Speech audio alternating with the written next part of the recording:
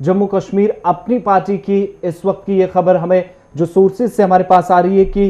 जम्मू कश्मीर अपनी पार्टी ने यह फैसला लिया है कि अगर उसे सरकार की तरफ से डिलिमिटेशन कमीशन यानी हदबंदी कमीशन में शामिल किया जाता है तो वो इसके लिए तैयार है। और एक ही दिन पहले रहमत कल के प्रोग्राम में हमने बताया कि नेशनल कॉन्फ्रेंस के 3 रुकन पार्लियामेंट इस वक्त डॉक्टर फारूक अब्दुल्ला पार्टी सरपरस्त हैं, उसके साथ साथ दूसरी जानिब पार्टी के सीनियर लीडर और जुनूबी कश्मीर से member parliament retired justice Hasnain Masoodi और शुमाली कश्मीर से मेंबर पार्लियामेंट मोहम्मद अकबर लोन को इस डिलिमिटेशन कमीशन में उन्हें जगह दी गई थी, एसोसिएट मेंबर्स भी बनाए गए थे। लेकिन उनकी तरफ से श्रीनगर में जो परसों बैठक हुई और फैसला बड़ा लिया गया फारूक अब्दुल्ला की रिहाइशगाह पर कि वो डिलिमिटेशन कमीशन का हिस्सा नहीं बनेगा। लेकिन इस बीच अब खबर यह आ रही है कि जम्मू कश्मीर अपनी पार्टी, जो हाल ही में जम्मू कश्मीर के अंदर एक नई पार्टी बनी, सैयद अल्ताफ बुखारी पार्टी प्रेसिडेंट हैं और उनकी तरफ से लगातार कोशिश ये की गई है कि जम्मू कश्मीर के अंदर एक सियासी पहल जो है या सियासी सरगर्मियां हैं वो शुरू की जाए किसी हद तक,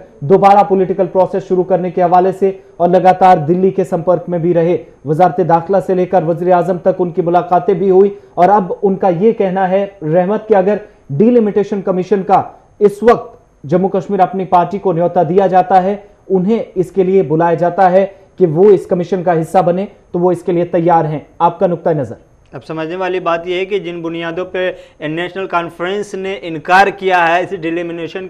का बायकाट किया है, क्या वो वजूहात, वो बुनियादें आप पार्टी के लिए, अपनी पार्टी के लिए कोई माना नहीं रखती? सवाल ये है कि अगर मकामी जो पार्टियां हैं, रियासती सतह पर जो पार्टियां एक्टिव रही हैं, बड़ी पार्टियों में से शुमार होती हैं नेशनल कॉन्फ्रेंस, अगर उस पार्टी ने जो बुनियाद बनाए हैं इस डिलिमिनेशन कमीशन के खिलाफ जाने का, तो उस बुनियाद को देखना होगा कि उस बुनियाद में कितने सच्चाई है, कितनी मजबूती है। अगर वो बुनियाद अहम है तो फिर क्या वो इस नई पार्टी के लिए कोई माना नहीं रखती? ये सबसे इंपॉर्टेंट पॉइंट। लेकिन बार बार कहा जा रहा है, जैसा कि माना जा रहा है कि अभी सियासी सरगर्मियों की बहाली के लिए सबसे फ्रंट फुट पर कोई पार्टी अगर काम करे तो ये नौखेज पार्टी है, जो अभी चंद दिनों पहले ही बनी है। और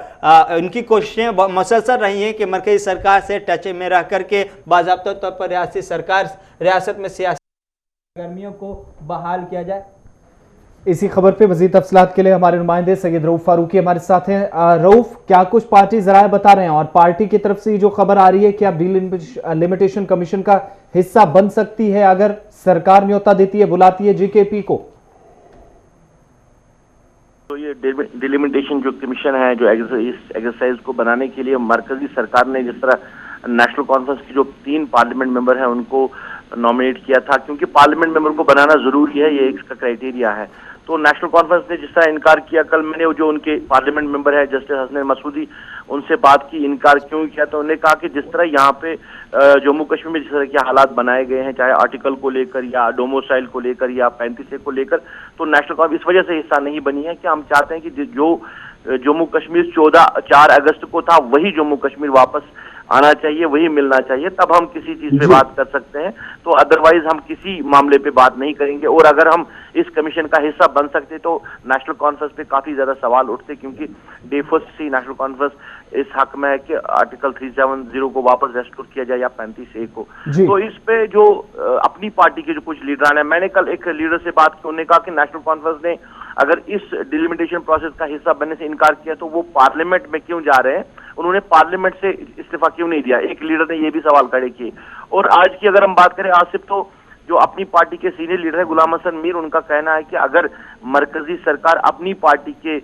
पार्टी को नॉमिनेट करती है, कुछ उनके लीडर्स को, कि वो इस डिलिमिटेशन का हिस्सा बने, तो अपनी पार्टी जो है वो इसमें हिस्सेदार बन सकती है, वो इस प्रोसेस का हिस्सा बनेगी और ये जो एक्सरसाइज होगी इसको वो बराबर देख रेख करेगी, क्योंकि ये जरूरी है। उन्होंने नेशनल कॉन्फ्रेंस पर तनकीद करते हुए कि नेशनल कॉन्फ्रेंस को शायद जो डिलिमिटेशन प्रोसेस का जो एक्सरसाइज है उसका हिस्सादार बनना जरूरी चाहिए था, क्योंकि डिलिमिटेशन किस तरह होगी, कहाँ पे होगी, क्या जम्मू में होगी, कश्मीर में होगी, यहाँ किस जगह पे होगी, ये सब देखना जरूरी है। तो उन्होंने हदबी तनकीद बनाया नेशनल कॉन्फ्रेंस को कि उन्होंने सही फैसला नहीं लिया। और पार्टी हेड सैयद अल्ताफ बुखारी की तरफ से कोई बयान इसे लेकर आया, पार्टी की तरफ से कोई ऑफिशियल स्टेटमेंट भी आई है इससे पहले जब डिलिमिटेशन कमीशन का हिस्सा नेशनल कॉन्फ्रेंस को बनाया गया था या फिर कमीशन का अनाउंसमेंट हुआ था, या इन दिनों कोई ऑफिशियल स्टेटमेंट आया पार्टी हेड की तरफ से? देखिए आसिफ, इसमें एक चीज है, पहले जो हम डिलिमिटेशन की बात करते तो पहले जम्मू का ही नाम सिर्फ जोड़ा जा रहा था कि जम्मू में सिर्फ होगी और कश्मीर में नहीं होगी, और जम्मू पे 4 जो कॉन्स्टिट्यूएंसीज है उनको बढ़ाने की बातें हो रही थी। अभी जो अपनी पार्टी के लीडर्स है वो बार बार कह रहे हैं कि हमने कन्विंस किया है मरकजी सरकार को कि अगर आप जम्मू में डिलिमिटेशन करवा रहे हैं तो कश्मीर में क्यों आप नहीं करवा सकते, कि अगर जम्मू में 4 है तो यहाँ पे भी 3 जो कॉन्स्टिट्यूएंसीज है वो बढ़ानी चाहिए। तो ये अपनी पार्टी के लीडरान के बयान है जो वो बार बार कह रहे हैं कि हमने मरकजी सरकार को कन्विंस किया इस हवाले से कि वो इस कश्मीर में भी डिलिमिटेशन करी। अभी अल्ताफ बुखारी का जो इस पे कोई बयान नहीं आया क्योंकि वो यहाँ नहीं है, वो दिल्ली में खीमा जन है, अभी दिल्ली में बैठे हैं। तो यहाँ पे जो उनके सीनियर लीडर्स हैं वो बात कर रहे हैं और उन्होंने बयान जारी किया है जिसमें गुलाम हसन मीर है और अब्दुल मजीद पढ़ जो उनके बानी मेंबर है। उन्होंने कल मेरे साथ बात करते हुए कहा कि नेशनल कॉन्फ्रेंस ने जिस तरह लोगों को धोखा दिया है और ये भी एक धोखा है क्योंकि हमें डिलिमिटेशन का हिस्सा बनना जरूरी है, क्योंकि अगर जम्मू की हम बात करते हैं तो हमें कश्मीर में भी जो है कॉन्स्टिट्यूएंसीज को बढ़ाना है। नेशनल कॉन्फ्रेंस ने जो फैसला लिया है उससे सहमत नहीं है अपनी पार्टी? बिल्कुल नहीं सहमत है, क्योंकि ये कह रहे हैं कि नेशनल कॉन्फ्रेंस ने सियासत की। आसिफ मैं बताऊं आपको कि नेशनल कॉन्फ्रेंस ने कैटेगोरिकली कहा कि हमें डिलिमिटेशन का हिस्सा इस वजह से नहीं बनना है क्योंकि यहाँ पे सब कुछ तब्दील किया जा रहा है। मैंने जो हसनैन मसूदी है मैंने उनसे सवाल भी किया था कि कल आप कोई शोर नहीं करेंगे, कोई बात नहीं उठाएंगे अगर जम्मू में इस तरह का प्रोसेस हुआ और कश्मीर ने। उन्होंने कहा कि शोर करने से या बात करने से क्या हासिल हुआ, जिस तरह मरकजी सरकार ने जो भी फैसला जम्मू कश्मीर में